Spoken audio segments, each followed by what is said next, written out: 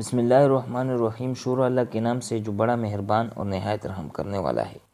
आज हम क्लास 9 की बायोलॉजी के चैप्टर 6 को स्टडी करेंगे और 9 की बायोलॉजी है और हम एक्सरसाइज इसका समझेंगे और इसके जो कंसेप्ट है इसको थोड़ा सा एनालाइज करेंगे। तो इसमें शॉर्ट क्वेश्चन में पहला क्वेश्चन है कि डिफरेंशिएट बिटवीन लाक एंड की model and induce sweet model, इनमें डिफरेंशिएट जाहिर करें। तो लाक एंड की model and induce sweet model यहाँ पर रह चुका है। अब ये लाक एंड की मॉडल है और ये इंड्यूस स्वीट मॉडल है और ये इनके करेक्टर्स है। This model was by German biochemist Emil Fischer. ये जर्मन जो बायोकेमिस्ट है इन्होंने एमिल फिशर ने डिस्कवर किया है और यानी ये कंसेप्ट है तो इसको बताया है लोगों के साथ शेयर किया हुआ है।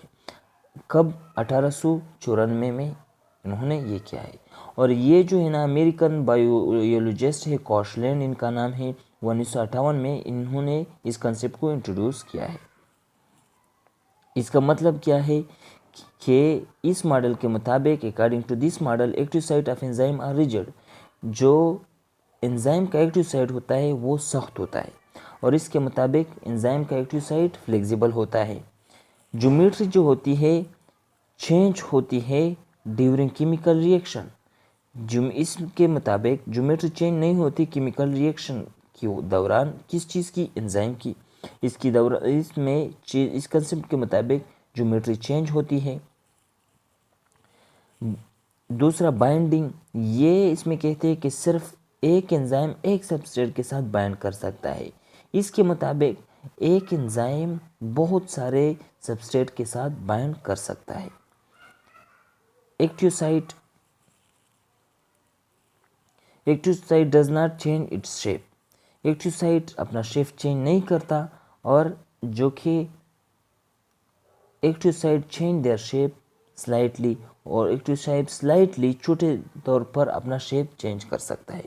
तो ये इनकी खासियत है, ये इनकी खासियत है कि ये फ्लेक्सिबल होता है, ये रिजिड होता है, ये जो है ना चेंज नहीं होता है रिएक्शन के दौरान, ये चेंज होता है।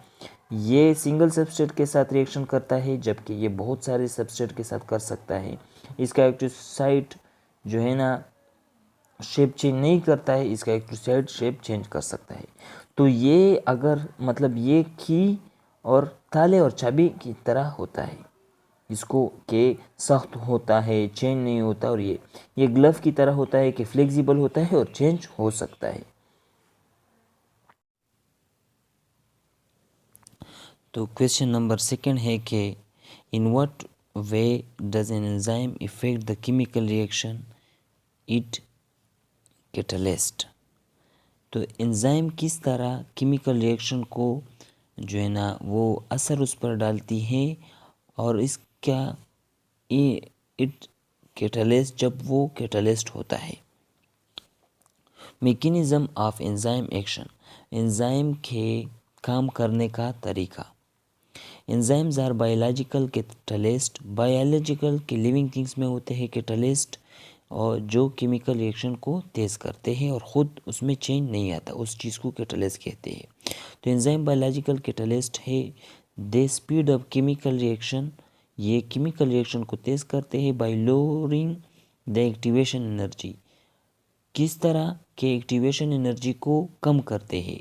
एक्टिवेशन एनर्जी क्या है? एक केमिकल रिएक्शन को शुरू करने के लिए जो एनर्जी ज़रूरी होती है उसको एक्टिवेशन एनर्जी कहते हैं। एक केमिकल रिएक्शन को स्टार्ट करने के लिए जो एनर्जी चाहिए होती है उसको एक्टिवेशन एनर्जी कहते हैं और उसको ये कैटलिस्ट कम करती है। needed for a reaction, enzyme lower the activation energy by several ways। enzyme activation energy को मुख्तलिफ तरीक़ों से कम करती है। क्या? किस तरीके से? Alternating the shape of substrate, जो सबस्ट्रेट का जो शेप होता है उसको चेंज करता है। जैसे इसको कम करता है, तोड़ता रहता है जबकि बहुत आखिर में कम कर देता है। जैसे हमारा नवाला होता है वो टूटते टूटते मैदे में जब पहुंच जाता है तो वो बहुत छोटा होता है। डिस्टरप्टिंग द चार्ज डिस्ट्रीब्यूशन, चार्ज के डिस्ट्रीब्यूशन में खलल डालता है। दूसरा जो होता है चार्ज के डिस्ट्रीब्यूशन में खलल डालता है। Bringing substrates in correct orientation to react, substrate को करीब लाता है रिएक्शन के लिए। अच्छे यानी फॉर एग्जांपल एक्टिव साइड के सामने जो है ना वो उसको सामने कर देता है ताकि रिएक्शन अच्छी तरह हो। क्वेश्चन नंबर 3 है what will be the effect on digestion, हाजमे पर क्या असर होगा if we take some digestive enzyme from outside, अगर हम अपनी बॉडी के अलावा आउटसाइड से कुछ हाजमा करने वाले जो एंजाइम ले ले। Taking of digestive enzyme from outside, बाहर से हाजमा करने वाले एंजाइम का लेना, तो इसको एक्सप्लेन किया गया है। तो इसमें यह सवाल है कि ये पॉजिटिव होगा कि नेगेटिव होगा, तो इसमें हम डिस्कस करेंगे कि बाहर से अगर हम एंजाइम ले लें और किस तरह लेंगे तो ये पॉजिटिव होगा कि नेगेटिव होगा। If we take some digestive enzyme from outside the digestion will effectively and effectively occur, अगर हम बाहर से एंजाइम ले डाइजेस्टिव एंजाइम बाहर से तो डाइजेशन क्या होगा, काफ़ी होगा और असरअंदाज होगा।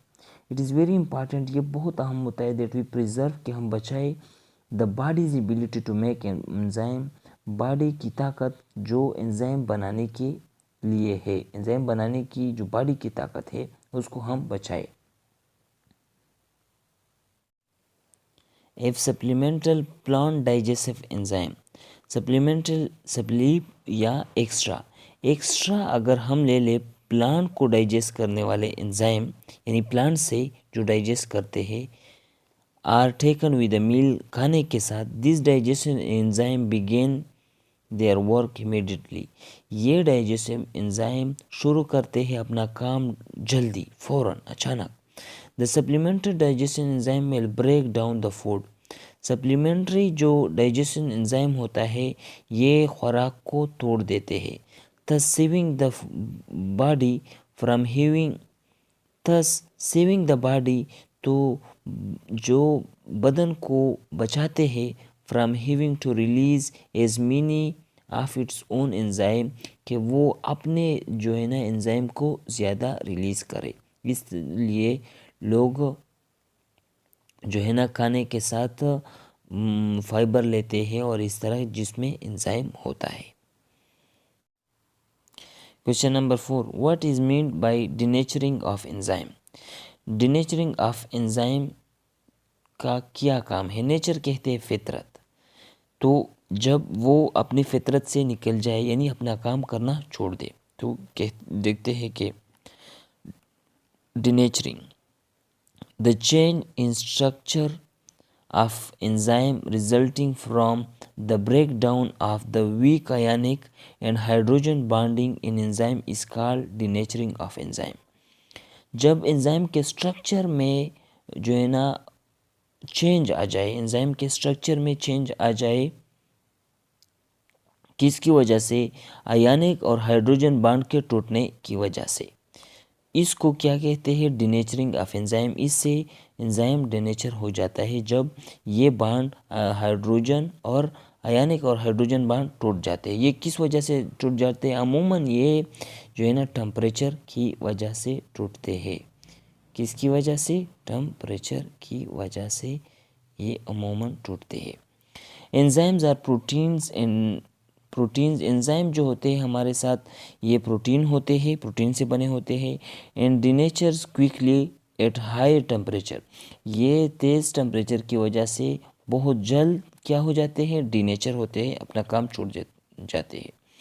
When temperature is राइज्ड well above the optimum temperature, जब टेम्परेचर ऑप्टिमम टेम्परेचर से ज़्यादा हो जाता है तो क्या होता है, ये डिनेचर होते हैं। और ऑप्टिमम टेम्परेचर जो उसके लिए है वो है 45 जो है ना हमारे पास ऑप्टिमम टेम्परेचर है किसके लिए, ह्यूमन एंजाइम के लिए। The heat energy increase, heat की जो energy increase the vibration of atoms of enzyme, जो वाइब्रेशन जो एंजाइम के एटम की वाइब्रेशन को तेज कर देता है molecule, and the global structure of enzyme is lost. Enzyme का जो ग्लोबलर यानी ग्लोब कहते हैं, ये एक टाइप का एंजाइम है, वो जो साख्त होती है वो ख़त्म हो जाती है। This is known as denaturing of enzyme, इस सारे प्रोसेस को डिनेचरिंग ऑफ एंजाइम कहते हैं। यानी अगर सिंपली हम कहें कि एंजाइम में जब आयनिक और हाइड्रोजन बॉन्ड टूट जाए उसको डिनेचरिंग ऑफ एंजाइम कहते हैं। ये किस वजह से टूटता है, ये टेम्परेचर की वजह से टूटता है। How are enzymes specific for their substrate, कैसे एंजाइम के लिए स्पेसिफिक होते हैं, ख़ास होते हैं सबस्ट्रेट के लिए, यानी एक ख़ास एंजाइम एक ख़ास सबस्ट्रेट को तोड़ सकता है। एंजाइम स्पेसिफिसिटी, एंजाइम की ख़ासियत यानी ख़ास होना। Enzyme are very specific in their action, enzyme बहुत कम होते हैं अमल करने में, यानी अमल करने में ख़ास होते हैं। And enzyme catalyze only one specific reaction or substrate। Enzyme जो होता है वो सिर्फ एक ख़ास रिएक्शन में हो सकता है। Enzyme due to its specific chemical nature, कि इसका स्पेसिफिक एक ख़ास केमिकल नेचर होता है किसका, एंजाइम का, एंड स्ट्रक्चर और ख़ास केमिकल नेचर और स्ट्रक्चर होता है, can react with a specific substrate, ये रिएक्शन कर सकता है एक ख़ास सबस्ट्रेट के साथ, एक ख़ास सबस्ट्रेट पर रिएक्शन का मतलब अमल कर सकता है। That's why one particular enzyme can not speed up different type of reaction, इस वजह से एक ख़ास जो एंजाइम होता है दूसरे रिएक्शन केमिकल रिएक्शंस है उसको फास्ट नहीं कर सकते हैं।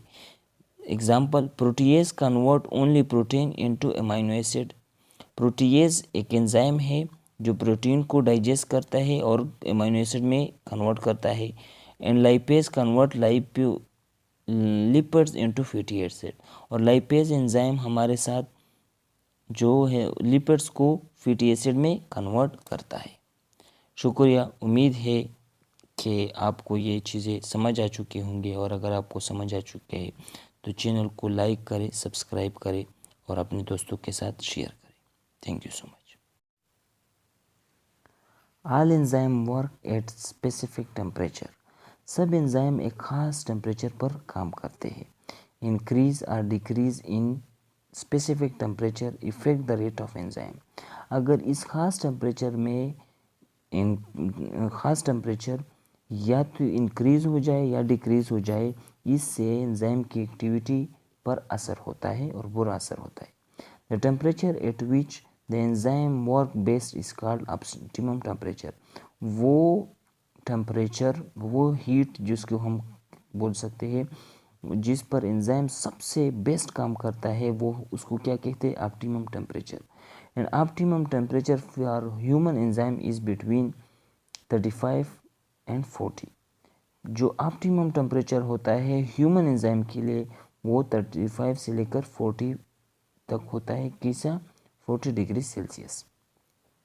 Optimum temperature, most enzyme work best at pH between 6, optimum pH sorry, most enzyme work best at pH, pH mean potential of hydrogen, best most enzyme work best, बहुत सारे enzyme अच्छा काम करते हैं एट pH बिटवीन 6-8, 6 से लेकर 8 तक जो एंजाइम होता है pH होता है तब जो है ना एंजाइम अच्छे वर्क करते हैं, which is called optimum pH, इसको ऑप्टिमम pH भी कहते हैं। 6, 7, 8 इन तीनों पर ऑप्टिमम pH होता है। सो the term which used to describe the temperature and pH on which enzyme work properly is called optimum temperature, वो टर्म जो बयान करता है टेम्परेचर और pH on which जिस पर एंजाइम अच्छा तरह काम करता है अच्छी टेम्परेचर और पीएच पर, उसका नाम उसका नाम क्या है? Optimum temperature. उसको क्या कहते हैं? Optimum temperature. So the term which use to describe, वो टर्म जो बयान करता है द टेम्परेचर एंड पीएच, वो टेम्परेचर और pH on which enzyme work properly, जिस पर एंजाइम अच्छा काम करता है, बेस्ट काम करता है, इसका ऑप्टिमम टेम्परेचर, इसको ऑप्टिमम टेम्परेचर कहते हैं या कहलाता है।